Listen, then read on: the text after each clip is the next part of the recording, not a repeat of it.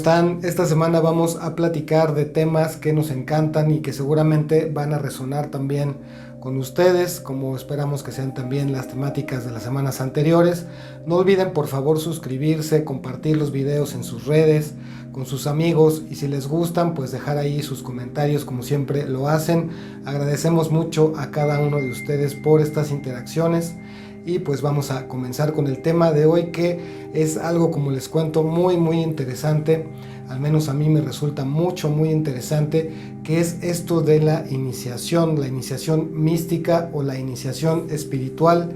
o de esto que también se relaciona con las órdenes iniciáticas o el camino iniciático, y por supuesto que está relacionado con muchos temas de diferente orden y de diferentes tipos de frecuencia ideológica, mental y espiritual. Y la idea de compartir esta parte de la iniciación es un poco también aclarar el punto de lo que realmente significa la conducta iniciática o la iniciación como tal. Actualmente la información es tan vasta y la podemos encontrar prácticamente en todos lados, así que podemos tener acceso a todo tipo de órdenes que entre sus estatutos o entre sus prácticas inician a cada uno de los buscadores, y que contienen toda esta información que habla de nosotros, de nuestra naturaleza divina, del poder que cada uno de nosotros, sin excepción, posee en su interior, y que con mucho a lo largo de los siglos y con el paso del tiempo, así como en las piedras, también en las eras se erosiona nuestro conocimiento, se va erosionando a raíz del olvido.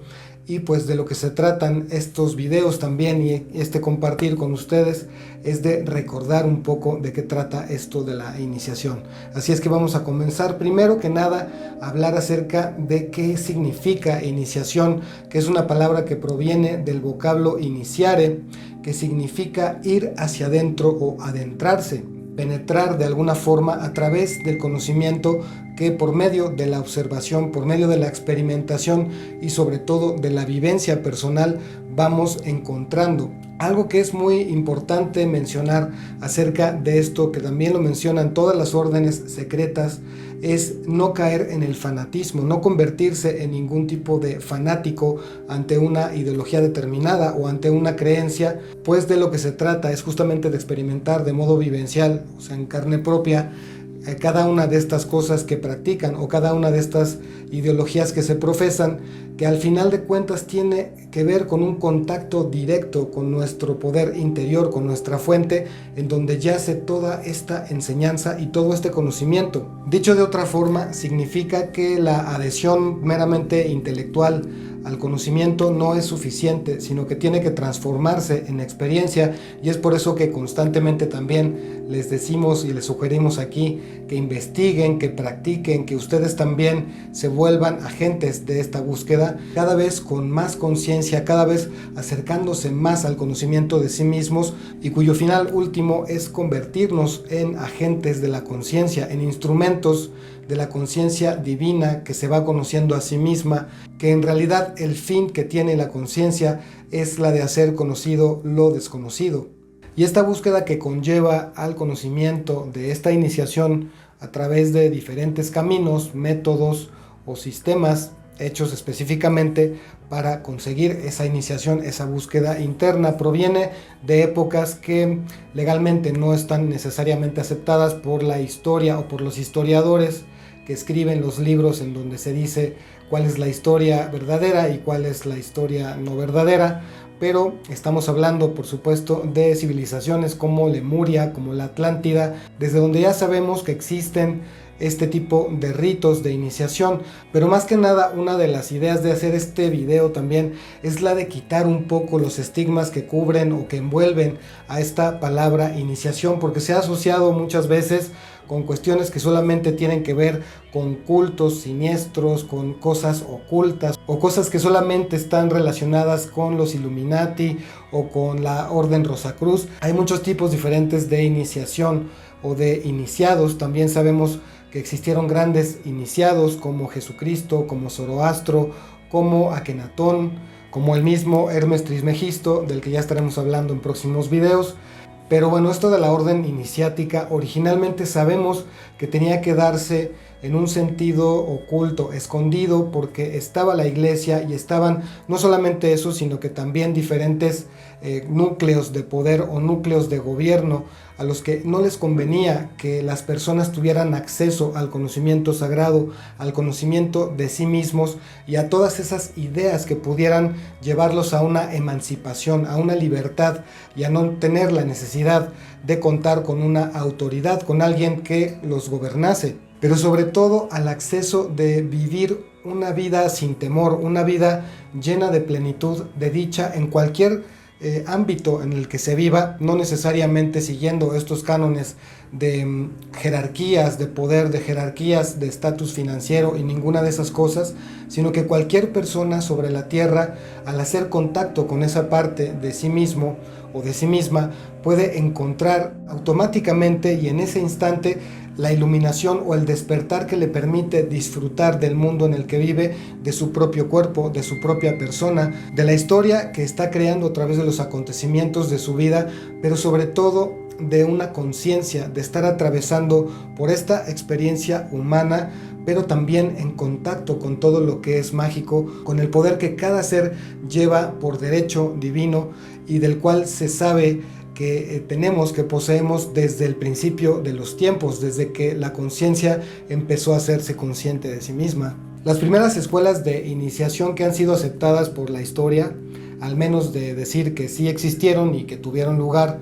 en su tiempo y momento, ocurrieron en el antiguo Egipto. Había una escuela que se llamaba la escuela de Osiris, y curiosamente la forma en la que iniciaban al buscador que llegaba ahí queriendo o teniendo sed de conocimiento, del conocimiento de sí mismo, era por medio de obras teatrales que tenían que ver con la vida, obra y con el significado del dios Osiris,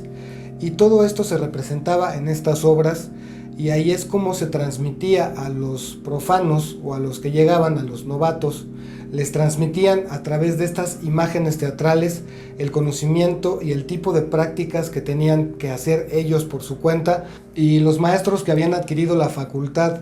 de apreciar quiénes podían ser adeptos y quiénes no para recibir el conocimiento iniciático, habían desarrollado diferentes sistemas o pruebas en las que obviamente ponían a prueba a las personas que estaban buscando el conocimiento, a los profanos que llegaban en su búsqueda, y simplemente decidían quién sí y quién no, porque los que no podían recibir el conocimiento sencillamente mostraban el velo de su ego y una falta de valor en el sentido de todo lo que tendrían que emprender posteriormente para recibir el conocimiento, pero sobre todo para practicarlo, porque una cosa es solamente tener el conocimiento ahí y otra cosa es llevarlo a la práctica. De entrada se les hacía saber a los candidatos que de continuar con su insistencia de recibir estas enseñanzas, tendrían necesariamente que atravesar por un proceso de muerte, lo cual algunos de ellos llegaban a comprender como una muerte simbólica y otros huían despavoridos pensando que los iban a matar o a sacrificar en cualquier tipo de forma, o que serían víctimas de algún tipo de culto o secta. Y a los que ya se quedaban en la escuela de misterios de Osiris, una de las primeras cosas que tenían que hacer era la de dormir en un sarcófago y tener un desdoblamiento, un viaje astral, para que pudieran darse cuenta de su naturaleza dual, de las dos partes o los dos cuerpos que componían su existencia y su conciencia. Entonces, cuando el estudiante vivía esta experiencia, experimentaba en cuerpo propio el desdoblamiento de sus dos partes, entonces adquiría ya el conocimiento de su naturaleza, y de este modo también se le indicaba que venía aquí al mundo a cumplir la misión de reconciliar ambas partes. Y esta era también gran parte de la misión de las enseñanzas, cosa que sigue aplicando actualmente para cualquier persona que se considere un buscador o una buscadora en la actualidad, que de lo que se trata es de reconciliarse con su naturaleza divina, asumirla y ejercerla en todo sentido, en beneficio de la conciencia, en beneficio de la tierra, de todos los seres vivientes y de todos los seres sintientes. Posteriormente, los estudiantes comenzaban con una serie de prácticas que debían mantener en secreto,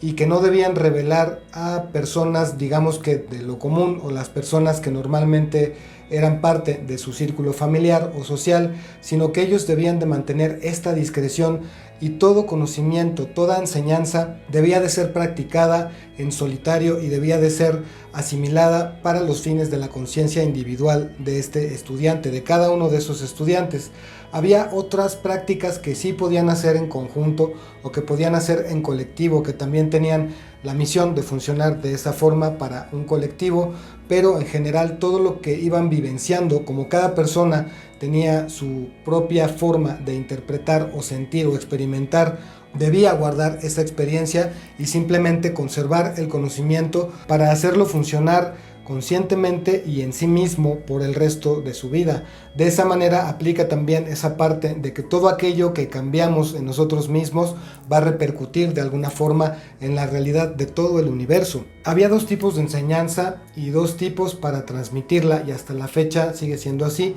Una que era de modo escrito, y por eso también los egipcios dejaron muchas cosas en sus jeroglíficos, en muchos papiros dejaron testimonios de estas enseñanzas, pero la otra era de boca en boca y no podía ser de otra manera, y simplemente era transmitida de maestro a discípulo, quien en su momento también se convertiría en maestro de otros discípulos, y así sucesivamente. Ninguna escuela iniciática, ni de Egipto, ni de Grecia o de Roma o de cualquier otra cultura, buscaba de alguna manera hacerse pública o tener algún tipo de publicidad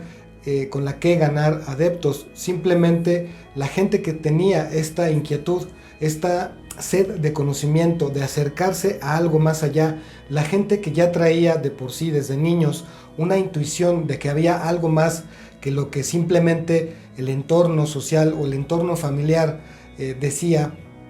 Esto lo tenemos también y lo vivimos actualmente en muchas de las sociedades,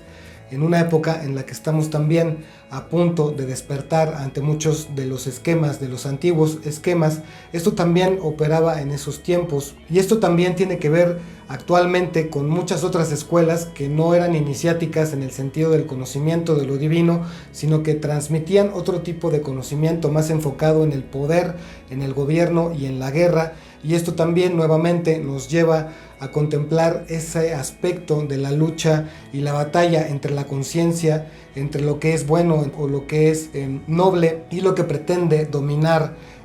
abarcar territorio y tener este aspecto de poder y dominio sobre otros. Evidentemente sabemos que existen muchas escuelas cuya actividad principal es la de exacerbar los principios del poder, del dominio, del consumo, y pues bueno, ya estamos también dándonos cuenta de que estamos entrando en una etapa o en una era o en una época en la que comenzamos a despertar de esos esquemas, de esos antiguos esquemas. Hacer énfasis que esa búsqueda en ti también le podemos llamar una búsqueda iniciática, ya que, como les digo, iniciar significa ir hacia adentro, a llegar a este lugar que no es otra cosa más que el plano del alma, este plano que se encuentra entre la materia y el espíritu, en donde ocurren todas las cosas mágicas, donde podemos invocar, hacer decretos, nuestros rituales más sagrados de amor, de cariño, de crecimiento, que podamos acercarnos cada vez más a este conocimiento. La iniciación de la que hablo aquí es aquella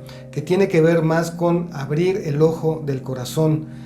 Cualquier persona que desee ir a esa parte de sí mismo puede iniciarse en ese sentido, en este sentido espiritual o en este sentido místico, sin la necesidad de recurrir a los rituales que hacían los antiguos egipcios o los antiguos masones también, o cualquier otro ritual, sino que cada uno puede generar su propia iniciación. Cada uno puede ir hacia adentro de sí mismo a conocer ese mundo, esa parte que está más allá de lo que hemos aprendido. De acuerdo a esta iniciación, a este ir hacia adentro,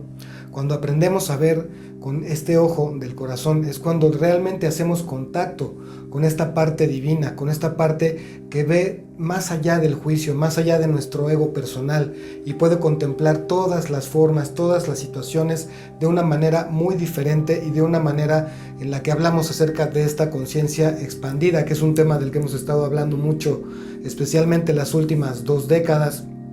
y que es tan importante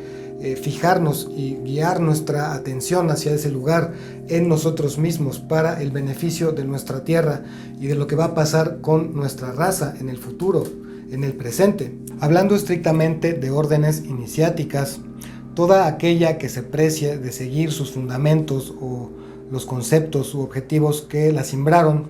nunca negará el conocimiento o el acceso al conocimiento a ningún buscador, pero desde siempre se ha sabido que no cualquier persona puede seguir todas aquellas enseñanzas en un sentido práctico. Es por eso que hablamos aquí específicamente de la iniciación espiritual, que es una iniciación que se puede hacer de modo personal, simplemente yendo a la parte que nos conecta con ese todo que somos. El equilibrio entre los dos mundos que nos construyen o de los que formamos parte puede resumirse con una máxima discipular que en latín está escrita así como